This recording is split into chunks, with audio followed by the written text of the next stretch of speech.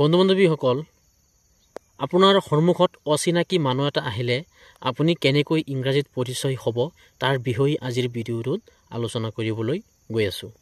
প্ৰথমতে মানুহটো আপোনাৰ সন্মুখত আছে, আপুনি ক'লে hello' how are you, hello' how are you, মানে আপোনাৰ খবৰ ভালনে? আপুনি সুধিলে আৰু হেল্ল' হাউ আৰ ইউ। ইয়াৰ উপৰিও আমি বিভিন্ন ধৰণে ক'ব পাৰি, গতিকে যিটো কমন ৱাৰ্ড সেইটো আমি শিকিবলৈ চেষ্টা কৰোঁ। তাৰপিছত মানুহজনে ক'লে আই এম ফাইন। মানুহজনে কি ক'লে? আই এম ফাইন, মানে মই ভাল।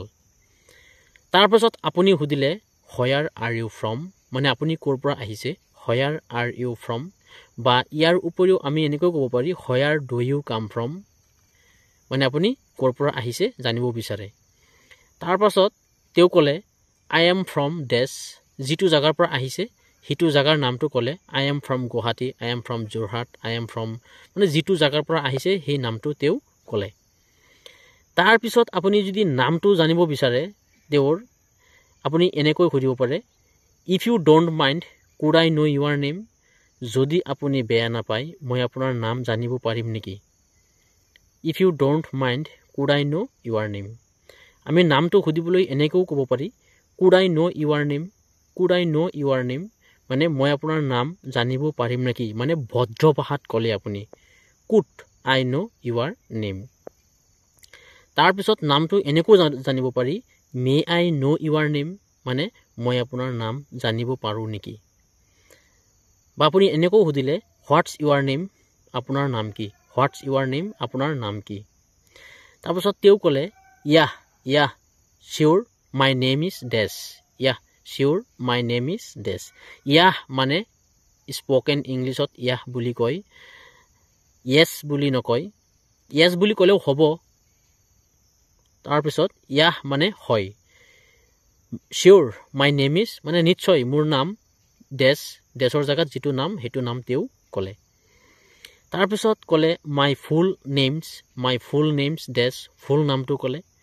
তাৰপিছত ইউ কেন কল মি ডেছ, মানে তাক যিটো নামেৰে মানুহে মাতে সেই নামটোও ক'লে যে ইউ কেন কল মি, মানে আপুনি মোক এইটো নামেৰে মাতিব পাৰে। তাৰপিছত আপুনি সুধিলে what do you do, what do you do, মানে তুমি কি কৰা, হোৱাট ডু ইউ ডু, মানে তুমি কি কৰা। তেওঁ ক'লে আই এম এ টিচাৰ, মই এজন শিক্ষক। বা ক'লে আই এম এ ডক্টৰ, মই এজন চিকিৎসক। বা ক'লে আই এম এ ফাৰ্মাৰ, মই এজন খেতিয়ক। বা আই এম এ ষ্টুডেণ্ট, মই এজন ছাত্ৰ। I am a housewife, মই এজনী গৃহিণী।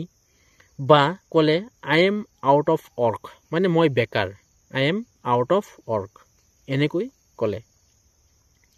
তাৰপাছত আপুনি আৰু সুধিলে what does your father do, মানে তোমাৰ দেউতা কি কৰে, what does your father do.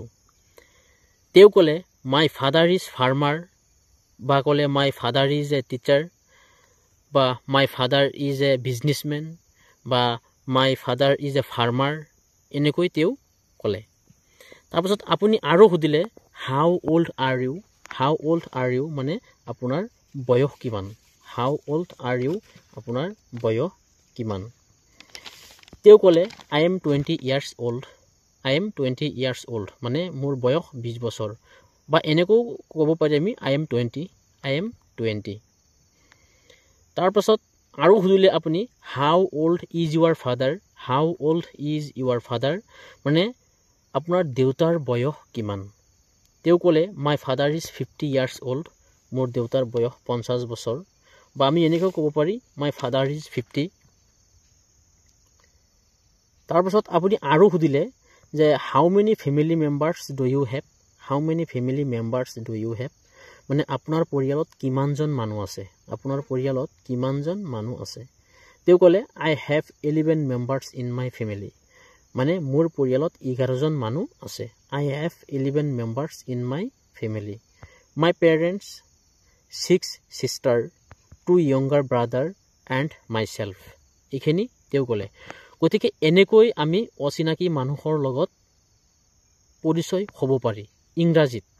বন্ধু বান্ধৱীসকল, যদি ভিডিঅ'টো আপোনালোকৰ ভাল লাগিছে ভিডিঅ'টো শ্বেয়াৰ কৰি দিব আৰু চেনেলটো ছাবস্ক্ৰাইব কৰিবলৈ নাপাহৰিব আৰু ভিডিঅ'টো এটা লাইক কৰিবলৈ নাপাহৰিব আৰু পেজটো ফ'ল' কৰিবলৈ নাপাহৰিব। Thank you so' much.